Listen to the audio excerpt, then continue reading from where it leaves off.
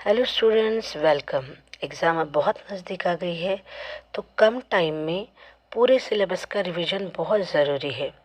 इसलिए इस वीडियो में हम चैप्टर नंबर 6 यानी सुभाषितानी इस पार्ट के पूरे डिटेल्स पढ़ेंगे, but it will be a quick revision of the chapter. फिर भी यहाँ पे हम हर श्लोक का अन्वय और हर वर्ड का मीनिंग समझेंगे। पहला श्लोक है, आलस्यं हि मनुष्याणां शरीरस्थो महान् रिपुः नास्ति उद्यमसमः बन्धो कृत्वायं नावसीदति।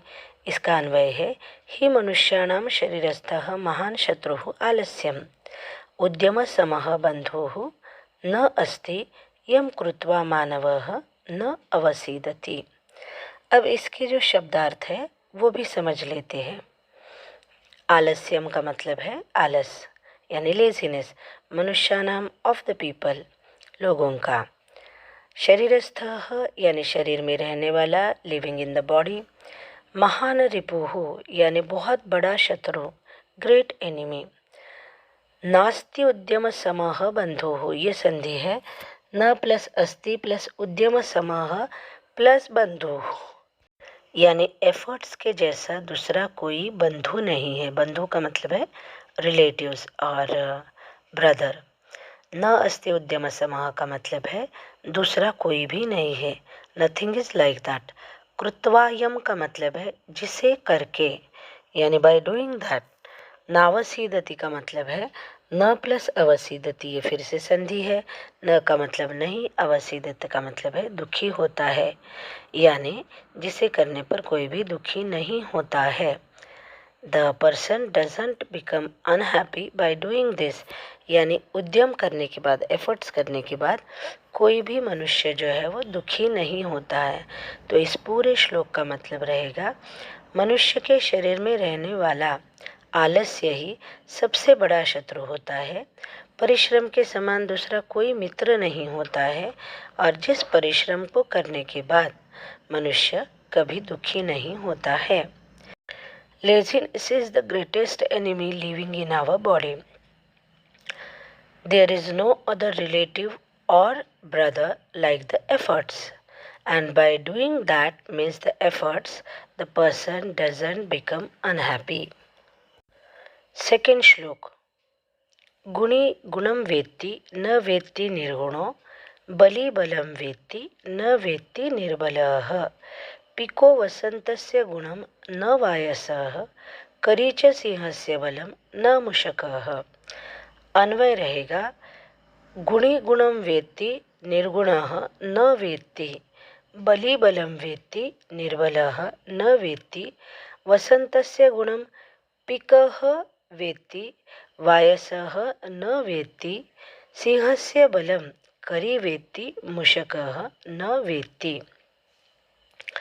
अब पढ़ेंगे हर एक वर्ड का मीनिंग।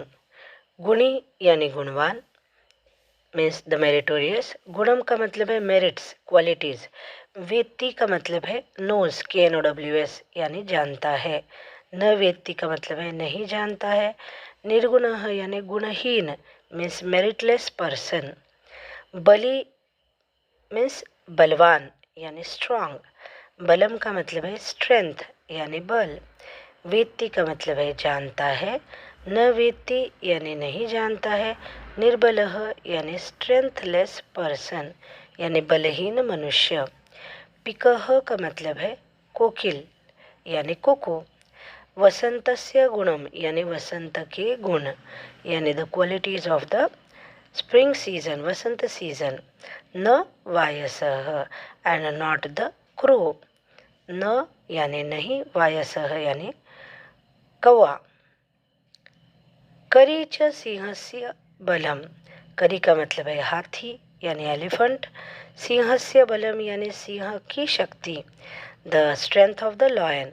न मुशकः, न यानी नहीं, मुशकः यानी चूहा यानी द रैट। तो इस पूरे श्लोक का मतलब रहेगा, गुणी गुणम वेत्ति यानी गुणवान गुण को जानता है। न वेत्ति निर्गुणः, गुणहीन मनुष्य गुणों को नहीं जान सकता है। बली बलम वेत्ति यानी बलवान मनुष्य बल को जानता है, दूसरों के बल को जान सकता है। न वेत्ति निर्बलः यानी बलहीन मनुष्य दूसरों के बल को नहीं जान सकता है। पिकः वसंतस्य गुणम यानी जो कुकु है, कोयल है, वो वसंत के गुण को पहचान सकता है। न वायसः यानी कौवा उस गुणों को, वसंत के इम्पोर्टेंस को नहीं जान सकता है। करीच सिंहस्य बलम सिर्फ हाथी जैसा बलवान प्राणी ही बलवान सिंह के बल को जान सकता है। न मुशकः चूहा नहीं जान सकता है। अब इसका इंग्लिश में मतलब रहेगा, the meritorious person knows the merits of the other meritorious person and not the meritless person can know the qualities of the other meritorious person. Bali Balam Vetti means the strong person knows the qualities or the strength of the other strong person and not the strengthless person. Pikaha Vasantasya Gunam Na Vayasaha. The cuckoo knows the qualities of the spring season and not the crow. Karicha Sihasya Balam Na Mushakaha. The elephant knows the strength of the lion and not the rat. Third श्लोक। निमित्तम उद्देश्य ही यह प्रकुप्यति ध्रुवं सह तस्य अपगमे प्रसीदति अकारणद्वेषी मनः तु यस्य वै कथम जनः तं परितोषयिष्यति। इसका अन्वय है, यह निमित्तम उद्देश्य प्रकुप्यति सह तस्य अपगमे ध्रुवं प्रसीदति यस्य मनः अकारणद्वेषी तम जनाः कथम परितोषयिष्यति। अब हर एक वर्ड का मतलब समझेंगे। निमित्तम का मतलब है कारण यानी सम रीजन। उद्देश्य का मतलब है बिकॉज ऑफ दैट, उद्देश्य कारण के उद्देश्य से। प्रकुप्यति यानी बहुत ज़्यादा क्रोधित होता है यानी बिकम्स वेरी मच एंग्री। ही का कोई मतलब नहीं रहेगा, यह का मतलब है हु यानी जो। ध्रुवम का मतलब है निश्चित यानी डेफिनेटली। सह यानी वो, तस्य अपगमे यानी उसके दूर हो जाने पर, by the removal of that. प्रसिद्धति का मतलब है खुश होता है, बिकम्स हैप्पी। लेकिन अकारण द्वेषी मनः तु जिसका मन बेवजह ही द्वेष करता है, किसी कारण के बगैर द्वेष करता है। Whose mind is hateful without any reason. कथम जनः तम ऐसे पर्सन को, ऐसे व्यक्ति को। कथम का मतलब है कैसे। परितोषयिष्यति का मतलब है खुश कर सकते हैं। How can we make such person satisfied. ऐसे पर्सन को किस तरह से खुश कर सकते हैं। अब पूरा अनुवाद देखेंगे। निमित्तम उद्देश्य ही यह प्रकुप्यति, जो कोई पर्सन किसी कारणवश गुस्सा होता है, ध्रुवम सह तस्य अपगमे प्रसीदति निश्चित ही वो उस कारण के दूर हो जाने पर प्रसन्न होता है। अकारण द्वेषी मनः तो यस्य वै, लेकिन जिसका मन बिना किसी कारण के ही दूसरों का द्वेष करता है। कथम जनः तं परितोषयिष्यति, तो ऐसे बेवजह हेट करने वाले पर्सन को हम किस तरह से खुश कर सकते हैं। निमित्तम उद्देश्य ही यह प्रकुप्यति means the person who becomes angry due to some reason. He becomes calm, quiet and satisfied after the removal of that reason. But whose mind is hateful without any reason, how can one satisfy to such person? श्लोक number 4। उदीरितोऽर्थः पशुनापि गृह्यते हयाः च नागाः च वहन्ति बोधिताः अनुक्तम् अपि उहति पंडितः जनाः परेंगितज्ञानफलाः हि बुद्धयः। इसका अन्वय रहेगा, पशुना अपि उदीरितः अर्थः गृह्यते हयाः नागाः च बोधिताः वहन्ति पंडितः जनः अनुक्तम् अपि उहति हि बुद्धयः परेंगितज्ञानफलाः भवन्ति। अब हर एक वर्ड का मतलब समझेंगे। उदीरितः यानी कहा गया, एक्सप्लेन्ड और सेड। अर्थः यानी मीनिंग। गृह्यते प्राप्त किया जाता है, मतलब अंडरस्टूड। हयाः मतलब घोड़े, हॉर्सेस। नागाः मतलब हाथी, एलिफेंट्स। वहन्ति बोधिताः, वहन्ति का मतलब है समझते हैं, बोधिताः का मतलब है समझाने पर। And they understand by making them understand after training, you can say. अनुक्तम अपि उहति, अनुक्तम का मतलब है अनकहा, जो कहा नहीं है, नॉट सेड। अपि यानी ऑल्सो, उहति का मतलब है अंडरस्टैंड। पंडितः जनः यानी द स्कॉलर पर्सन, विद्वान। परेंगित ज्ञानफलाः हि बुद्धयः, इसका मतलब रहेगा दूसरों के संकेत जन्य ज्ञान रूपी फल को जानने वाले रहते हैं। कौन? बुद्धयः का मतलब है स्कॉलर्स। परेंगित ज्ञानफलाः मतलब दूसरों के संकेत जन्य ज्ञान रूपी फल वाले, means the scholar can understand the clues given indirectly. श्लोकार्थ। उदीरितः अर्थः पशुनापि गृह्यते, यानी बताया हुआ, कहा गया हुआ अर्थ पशुओं के द्वारा भी ग्रहण किया जाता है। हयाः च नागाः च वहन्ति बोधिताः, घोड़े और हाथी समझाने के बाद या ट्रेनिंग देने के बाद समझते हैं। अनुक्तम अपि उहति पंडितः जनाः, अनकही बात को भी अंदाजे से विद्वान लोग जान लेते हैं। परेंगित ज्ञानफलाः हि बुद्धयः, विद्वान दूसरों के संकेत जन्य ज्ञान रूपी फल वाले होते हैं, यानी संकेत से ही दूसरों ने बताई हुई बात समझ जाते हैं। द मीनिंग इज उदीरितोऽर्थः पशुनापि गृह्यते, even the animals can understand the meaning, those who are trained. हयाः च नागाः च वहन्ति बोधिताः, the elephants and the horses, they can understand who are trained. अनुक्तम अपि उहति पंडितजनाः, but the scholars can understand even those things which are not said clearly, because परेंगित ज्ञानफलाः हि बुद्धयः, means the scholars are having such a talent that they can understand simply by the clues. It's not necessary to say it clearly. श्लोक number 5। क्रोधो हि शत्रुः प्रथमो नराणां, देहस्थितः देह विनाशनाय, यथा स्थितः काष्ठगतः हि वह्निः, सह एव वह्निः दहते शरीरम।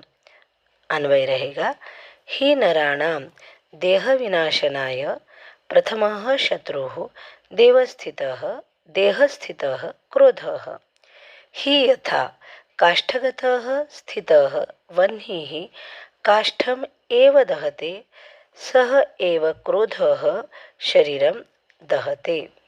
अब हर एक वर्ड का मतलब समझेंगे। क्रोधः ही यानी क्रोधः का मतलब है एंगर, गुस्सा। शत्रुः एनिमी। प्रथमः नराणाम, प्रथमः मीन्स पहला, सबसे बड़ा। नराणाम ऑफ द पीपल। देह स्थितः प्रेजेंट इन द बॉडी, देह में रहने वाला। देह विनाशनाय, the reason for the destruction of our body, देह के विनाश का कारण। यथा स्थितः, जिस तरह से। काष्ठगतः ही वह्निः, काष्ठगतः का मतलब है लकड़ी में रहने वाली, वह्निः यानी अग्नि। यथा स्थितः काष्ठगतः ही वह्निः का मतलब है as the fire which is present in the wood. सह एव, वही, द सेम। वह्निः मीन्स फायर, दहते यानी बर्न्स, जलाता है, शरीरम यानी द बॉडी। अब पूरे श्लोक का अर्थ समझेंगे। क्रोधः हि शत्रुः प्रथमः नराणाम्, देह स्थितः देह विनाशनाय, मतलब देह में रहने वाला और देह के ही विनाश का कारण बनने वाला जो क्रोध है वही मनुष्य का सबसे बड़ा शत्रु है।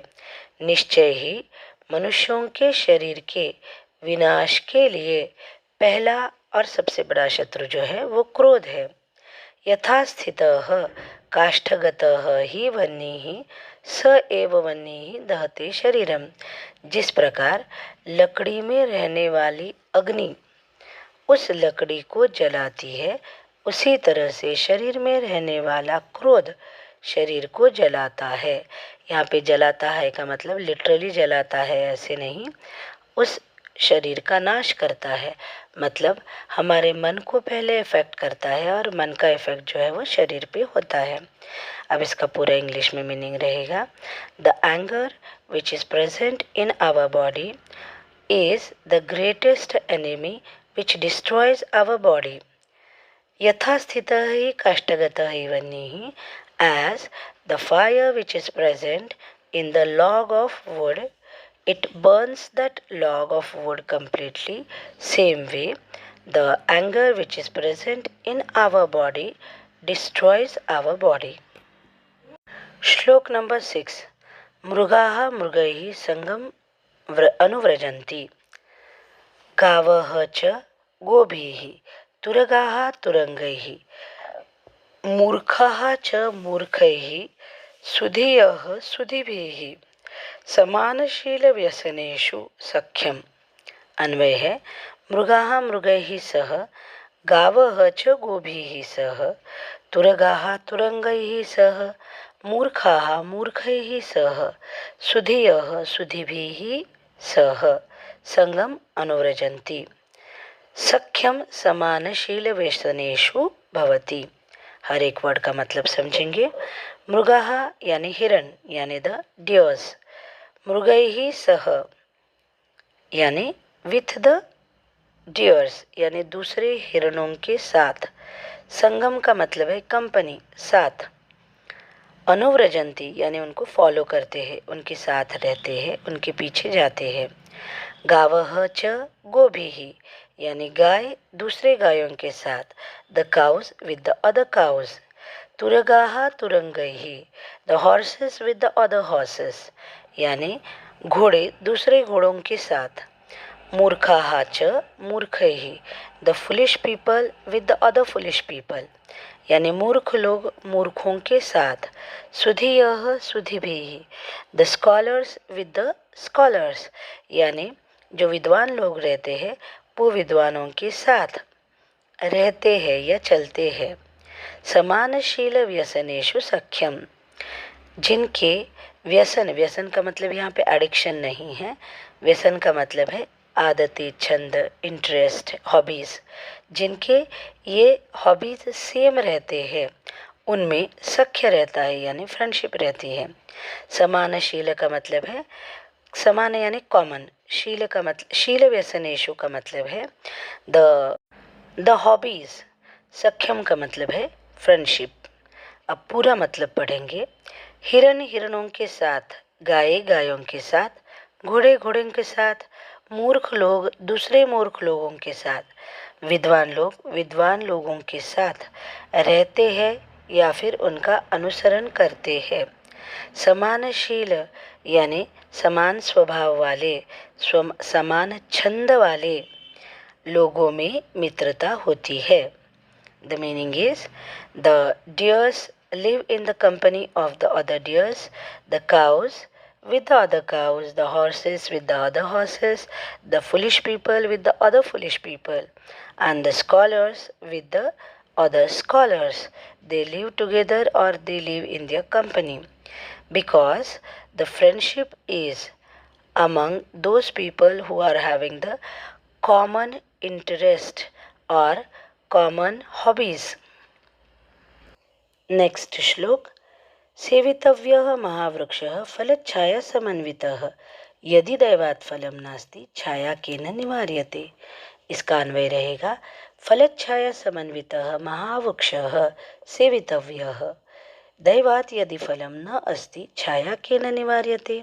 अब हर एक वर्ड का मतलब समझेंगे। सेवितव्यः यानी सेवा करना चाहिए, वन शुड वाटर और वन शुड टेक केयर। महावृक्ष मीन्स द ह्यूज ट्री, बड़ा सा पेड़। फलच्छाया समन्वितः means full of the fruits and the shade, यानी फल और छाया से युक्त। समन्वितः का मतलब है युक्त, फुल ऑफ। यदि मीन्स इफ, अगर। दैवात यानी बाय द लक एंड भाग्य से। फलम नास्ति फ्रूट्स आर नॉट देयर, फल अगर नहीं रहते हैं तो। छाया यानी शेड यानी छाव। केन निवार्यते किसके द्वारा दूर की जा सकती है। Can be removed by whom. अब इस पूरे श्लोक का मतलब रहेगा फल और छाया से युक्त महान वृक्ष का संरक्षण करना चाहिए।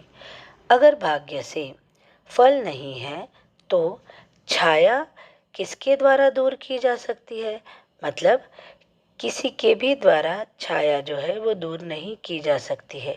यानी अगर हमको फल नहीं मिलेंगे तो कम से कम छाव तो मिलती ही है। And the meaning is one should serve, one should protect, take care of a huge tree which is full of the shade and the fruits. If unfortunately we are not getting the fruits, but who can take away the shade, means at least we are getting the shade. Next श्लोक, अमंत्रम अक्षरम नास्ति नास्ति मूलम अनौषधम अयोग्यः पुरुषः नास्ति योजकस्तत्र दुर्लभः। और अन्वय रहेगा अमंत्रम अक्षरम न अस्ति अनौषधम मूलम न अस्ति अयोग्यः पुरुषः न अस्ति तत्र योजकः दुर्लभः। इसका अर्थ है अमंत्रम अक्षरम का मतलब है अमंत्रम यानी मंत्रहीन, विदाउट द इफेक्ट ऑफ मंत्र। अक्षरम का मतलब है द लेटर्स। नास्ति यानी नहीं रहते हैं, there is no letter without the power of the mantra. नास्ति मूलम, नास्ति का मतलब नहीं है, मूलम का मतलब है the roots और you can see plants. अनौषधम, अनौषधम का मतलब है without medicinal values. ऐसा कोई मूल नहीं रहता है या जड़ नहीं रहता है, यानी प्लांट्स नहीं रहते हैं जिसकी कोई मेडिसिनल वैल्यू नहीं रहती है। अयोग्यः मीन्स अनवर्दी, नालायक। पुरुषः यानी द मैन, नास्ति यानी नहीं रहता है। अयोग्यः पुरुषः नास्ति, there is no person who is worthless और यूजलेस। ऐसा कोई मनुष्य नहीं है जिसमें कोई क्वालिटीज नहीं रहती है। योजकः तत्र दुर्लभः, योजकः का मतलब है जो इन चीज़ों को, क्वालिटीज़ को जानकर उपयोजन करता है, जो इन चीज़ों को जोड़ता है, उपयोग में लाता है, उसको बोलते हैं योजकः, मीन्स द यूज़र। तत्र यानी देयर, दुर्लभः यानी रेयर, बहुत रेयर रहता है। Only the users are rare. अब पूरा मीनिंग पढ़ेंगे। कोई भी अक्षर मंत्रहीन नहीं होता है, कोई भी जड़ यानी वनस्पति औषधि के गुणों से रहित नहीं होती है, कोई भी अयोग्य पुरुष नहीं होता है, लेकिन परखने वाला योजक दुर्लभ रहता है। अब इसका मीनिंग रहेगा there is no letter which is not having the power of mantra, there is no such plant which is not having the medicinal values, and there is no person who is worthless, only the user is rare. श्लोक number 9, संपत्तौ च विपत्तौ च महताम एकरूपता उदये सविता रक्तः रक्तः च अस्तमये तथा। अन्वय है महताम संपत्तौ च विपत्तौ च एकरूपता अस्ति सविता उदये रक्तः अस्ति तथा अस्तमये च रक्तः अस्ति। हर एक वर्ड का मतलब समझेंगे। संपत्तौ यानी संपत्ति में, ड्यूरिंग द प्रोस्पैरिटी। विपत्तौ यानी विपत्ति में, ड्यूरिंग द प्रॉब्लम्स। महताम means of the great people, जो महान लोगों की। एक रूपता का मतलब है सिमिलैरिटी इन द बिहेवियर, जो आचरण में समानता, उसको बोलते हैं एक रूपता। उदये सविता means the sun at the time of rising. उदय यानी at the time of rising, उदय के वक्त, उदय होते वक्त। सविता का मतलब है सन, सूर्य। रक्तः का मतलब है लाल। रक्तः च अस्तमये, रक्तः यानी लाल, अस्तमये means at the time of sunset, यानी सूर्य डूबते वक्त। तथा यानी सिमिलरली। तो इस पूरे श्लोक का अर्थ रहेगा, महान पुरुषों की संपत्ति में तथा विपत्ति में एक रूपता, यानी उनके आचरण में एक रूपता रहती है। जैसे सूर्य उदय होते वक्त भी लाल रहता है और अस्त होते वक्त भी लाल रहता है। तो उसी तरह से महान लोग संपत्ति में भी और विपत्ति में भी एक जैसा बर्ताव करते हैं। The meaning is during the prosperity and during the calamity or during the problems, there is great similarity in the behavior of the great people, as the sun remains red at the time of sunrise as well as at the time of sunset. Last श्लोक, श्लोक number 10। विचित्रे खलु संसारे नास्ति किंचित निरर्थकम्, अश्वश्चेत् धावने वीरः भारस्य वहने खरः। अब इसका अन्वय, विचित्रे संसारे खलु किंचित निरर्थकम न अस्ति, अश्वः चेत धावने वीरः तर्हि भारस्य वहने खरः। हर एक वर्ड का मतलब समझेंगे। विचित्रे मीन्स स्ट्रेंज, खलु यानी रियली, संसारे मीन्स इन दिस वर्ल्ड, इस विचित्र संसार में।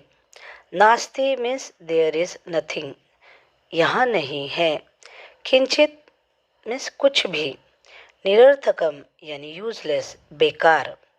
अश्वः चेद, अश्वः यानी घोड़ा, चेत का कोई अर्थ नहीं रहता है। धावने वीरः, धावने यानी भागने में, इन रनिंग। वीरः का मतलब यहाँ पे है एक्सपर्ट, स्किलफुल। वीरः का मतलब यहाँ पे रहेगा प्रवीण, कुशल। भारस्य वहने यानी कैरिंग द लोड, भारस्य यानी लोड, वहने यानी कैरिंग, भार वहने में यानी भार को ढोने में। खरह, खरह यानी डोंकी, गधा। अब पूरे श्लोक का मतलब रहेगा, विचित्र संसार में, इस विचित्र संसार में यानी दुनिया में निश्चय ही कुछ भी निरर्थक नहीं है, यानी हर चीज़ यूजफुल है। यदि घोड़ा भागने में, दौड़ने में वीर है यानी एक्सपर्ट है, स्किलफुल है, तो गधा भार को ढोने में एक्सपर्ट है। Means in this strange world there is nothing useless. If the horse is expert in running, then the donkey is expert in carrying the load.